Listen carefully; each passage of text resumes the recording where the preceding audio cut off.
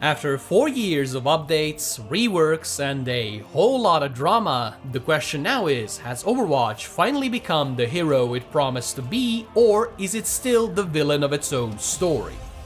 My first impression was sheer confusion. Despite having hundreds of hours in the original Overwatch, starting the game still felt like charging directly into a brick wall. The moment I logged on, I was bombarded with menus, events, and shop items. But even once I shoved all of that aside and got into a game, I only got more overwhelmed. Overwatch now has a ton of heroes, weird perks, and apparently even a cat with a jetpack. It was a lot. But thankfully, I stumbled upon a savior, Mystery Heroes. A game mode where everyone gets random heroes after each death, and a mode where not knowing if my harpoons healed or harmed didn't make me feel like an anchor dragging my team straight to the abyss. After a couple of hours, I got to try out all of the heroes, and while I was still kind of fuzzy on what half of them actually did, I knew enough to effectively shoot them in the face. So if you're just starting out like I did, I would highly recommend you go with Mystery Heroes first. Stepping back into the main game mode, I very quickly realized that Overwatch is a remarkably fun game if you're willing to put some time into it.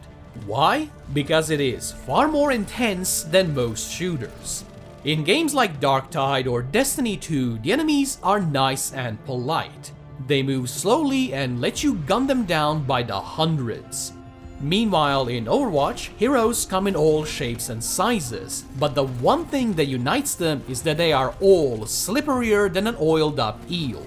I came in thinking I had pretty good FPS skills, but after trying and failing to nail a Mercy bouncing around the map at Mach 10, those thoughts evaporated about as quickly as my health bar.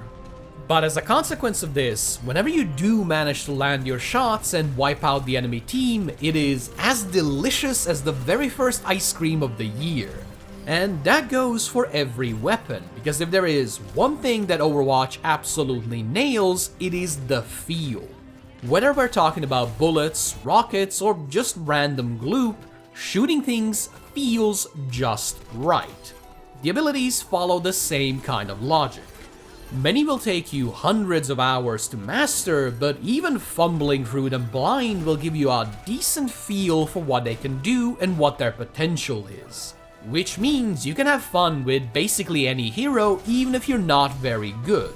And unfortunately, I am speaking from recent experience. But what really impressed me was just how well Overwatch integrates non-traditional heroes into a shooty bang bang kind of a game. Take for example Mercy. She doesn't require any aiming whatsoever, and I am pretty sure I could play her with just one hand. So does that then make her simple and boring? Funnily enough, no, because she is at the top of everyone's skill list, meaning she needs good positioning and movement to avoid getting swatted out of the air. And if you can master that, you can make enemies go pants on head insane from chasing you around. But it's the 5v5 brawls where Overwatch really shines. And since every map is designed to always funnel you towards the objective, you'll get plenty of them. When everyone is on the same page and working as a team, this is some of the most fun shooty, stabby, zappy gameplay around. The constant back and forth fights and the combo potential between the heroes makes for some genuinely awesome moments.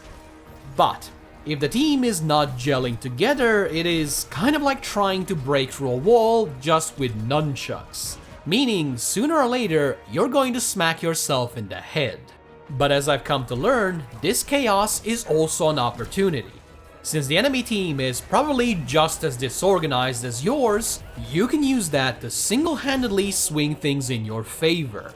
You can, for example, harass the enemy healers. You don't even need to kill them.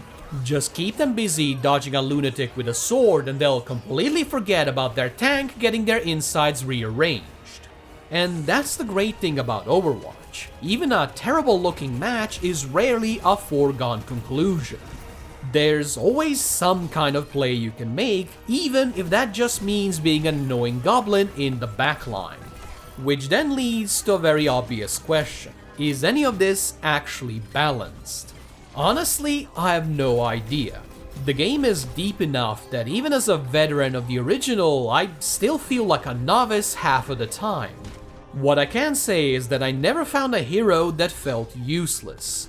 They might not always fit the situation. You probably wouldn't want to be the only melee hero charging an enemy gun line, but they're all capable of doing some crazy things. But if you really want to go off the deep end, try the roguelike stadium mode.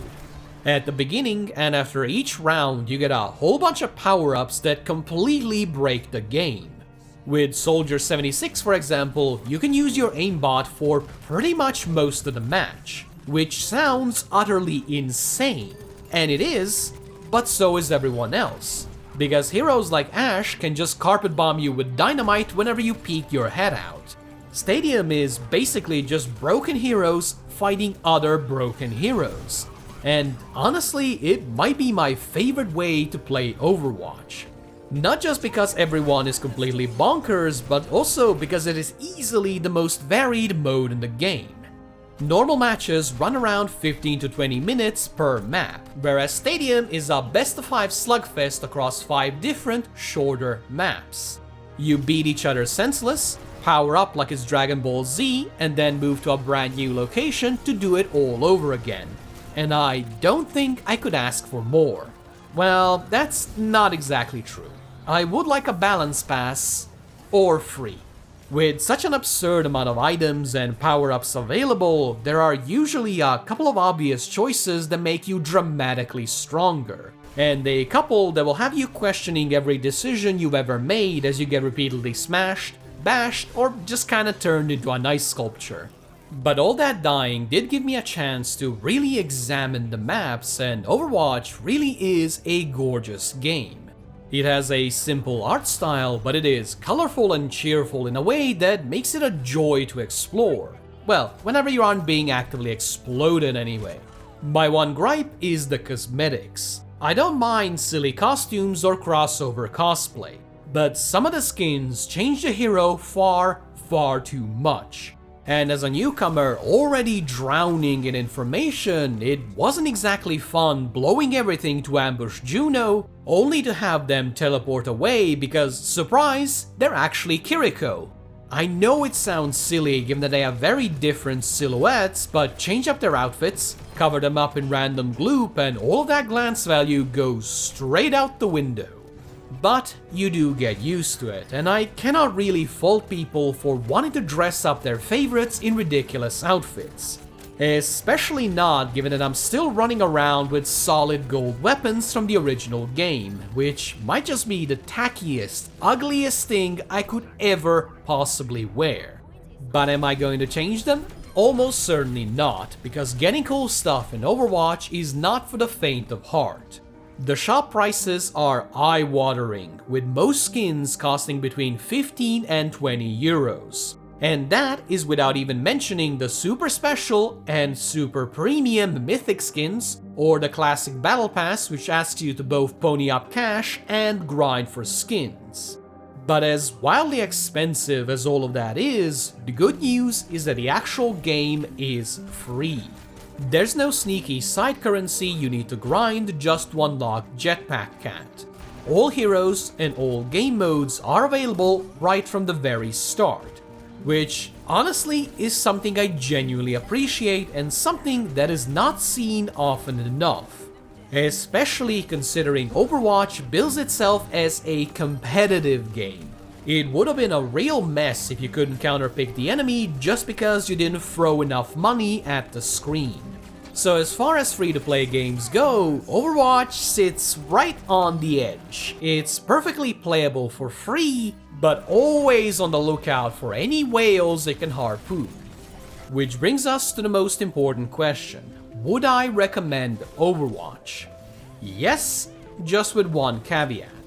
Every part of the gameplay feels just right, and for a team-based shooter at the low price of free, you would struggle to find better. Just don't expect to hit the ground running. Overwatch rewards the time you put into it. The learning curve is very real, but then again, so is the payoff. Because once it clicks and you start pulling off plays that would have felt like witchcraft a dozen hours ago, it becomes an incredibly satisfying shooter. What I can also say is that I plan to continue playing. Maybe not as actively as I did back in the original, but I'll always find time to squeeze in a stadium match or two. And hopefully, I'll see you there as well. Thanks for watching. If you enjoyed the video, consider liking and subscribing, and I'll hopefully see you again soon. Bye bye!